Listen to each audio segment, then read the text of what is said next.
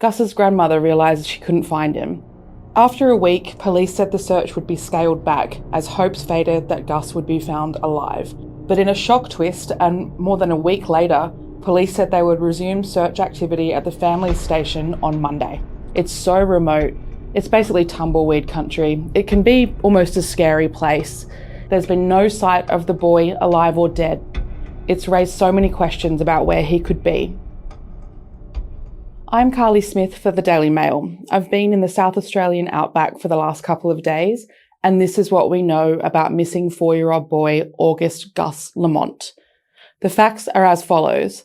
At 5:30 p.m. on September 27, Gus's grandmother realised she couldn't find him.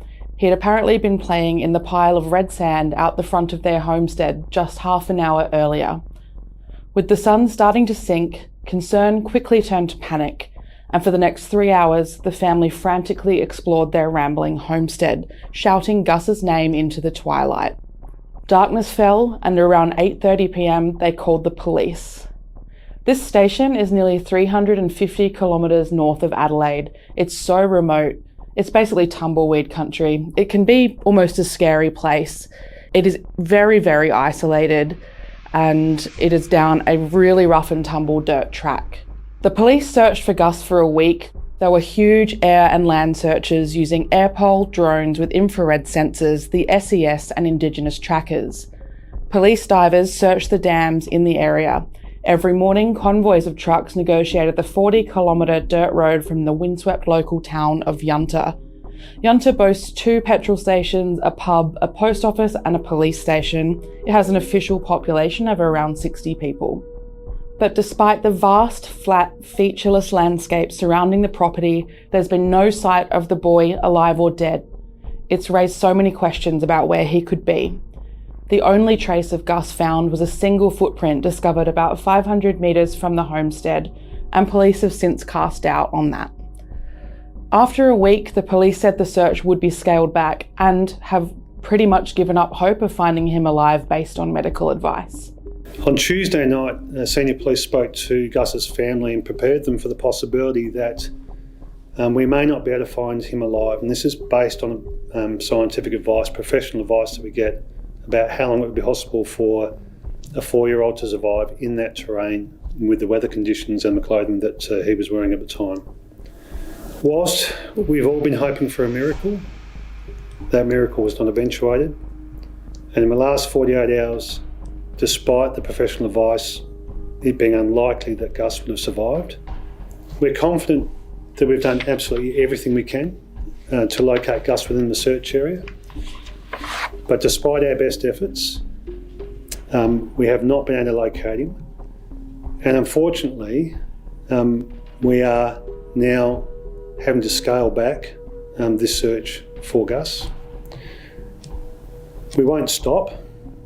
We will continue to investigate and follow any lines of inquiry that we currently have. I visited Oak Park Station last week. The property was so quiet. There were no sign of any police operations. The Defence Force, the SES and the Indigenous tracker teams had withdrawn from the area as far as we could see. On Wednesday, Gus's grandparent Josie, who happens to be a transgender woman, spoke for the first time. Despite the police scaling back their search, she told Daily Mail the family are continuing to look for him. "We're still looking for him. You can't help. We are still dealing with this." The family have urged volunteers to stay away from the property and not help with the search. Even if people are well-meaning and sympathetic, they just want peace and quiet to try and work out for themselves what's actually happened. But in a shock twist, and more than a week later, police said they would resume search activity at the family station on Monday. In a statement, police said there had been regular and close engagement with Gus's family, who were continuing to assist the investigation. The family has faced intense scrutiny online, from questions about their absence in the media to criticism over sharing just a single photo of Gus nearly a week after he went missing. Since being down there in Yunta, I learned more about the family.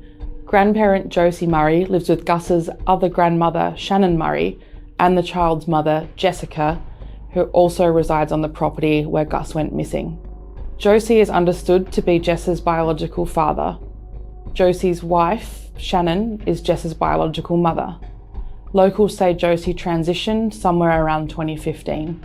Citizens of Yunta speak highly of the Murrays. Shannon's late father, Vincent Pfeiffer, who ran the farm until his death sometime in the early 2000s, was a famously tough individual who survived 3 years in Japanese prisoner of war camps during the Second World War.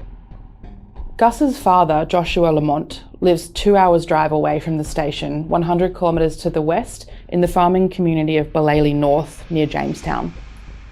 Josh and Jess remain a couple, as we understand it, but a friend told me that Josh does not live on the station because of clashes with Josie. Josh is said to be furious about the little boy going missing.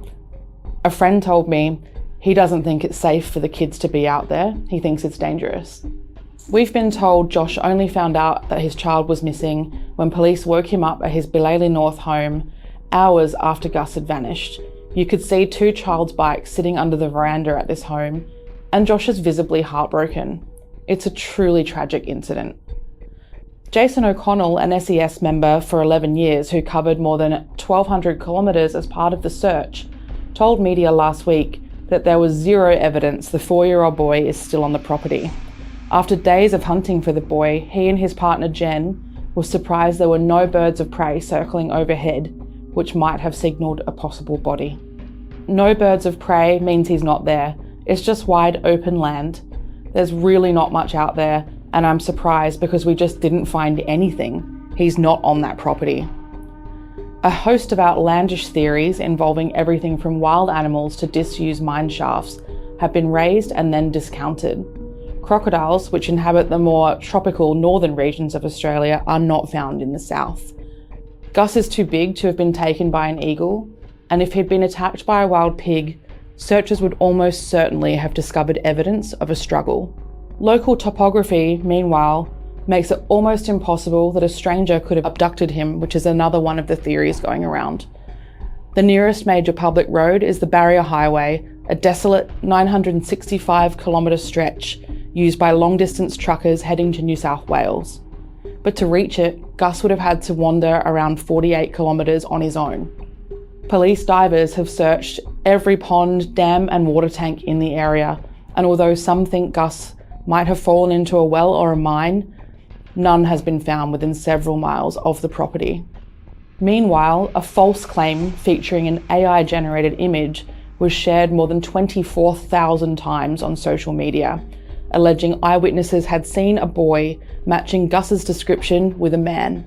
There are precious few naturally occurring sources of food or water, and it seems unlikely that a 4-year-old would be able to survive such conditions for any significant period of time without help. The mystery of Gus Lamont's disappearance has yet to be solved. However, the chances that the little boy with blonde curly hair and a Minions t-shirt will be found safe and well are, sadly, getting smaller with every passing day.